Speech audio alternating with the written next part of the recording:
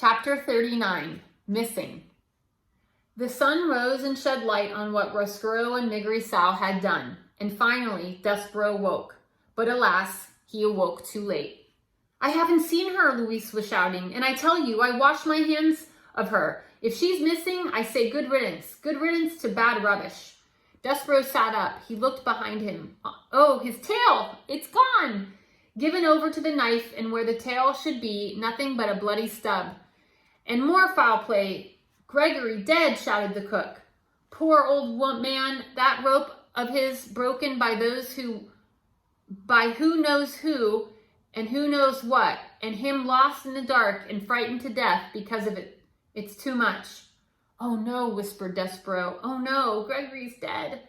The mouse got to his feet and began the long climb down from the shelf. Once he was on the floor, he stuck his head around the door of the pantry and saw Cook standing in the center of the kitchen, wringing her fat hands. Beside her stood a tall woman jangling a ring of keys. "That's right," said Louise. "All the king's men was down there searching for her in the dungeon, and when they came back up, who do they have with them? They have the old man, dead, and now you can tell me that Mig is missing? And I say, who cares?" Despereaux made a small noise of despair. He had slept too long. The rat had already acted. The princess was gone.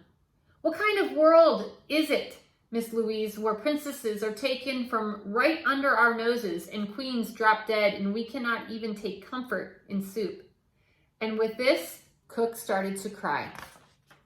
"Shh," said Louise. "I beg you, do not say that word." "Soup," shouted Cook. "I will say it. No one can stop me. Soup, soup, soup." And then she began to cry in the earnest wailing and sobbing. "There," said Louise. She put a hand out to touch Cook, and Cook slapped it away. "It will be all right," said Louise. Cook brought the hem of her apron up to wipe at her tears. "It won't," she said. "It won't be all right ever again. They've taken our little darling away. There ain't nothing left to live for without the princess." Despereaux was amazed to have exactly what was in his heart spoken aloud by such a ferocious mouse-hating woman as Cook. Louise again reached out to touch Cook, and this time Cook allowed her to put an arm around her shoulder. "What will we do? What will we do?" wailed Cook. And Louise said, "Shh, there."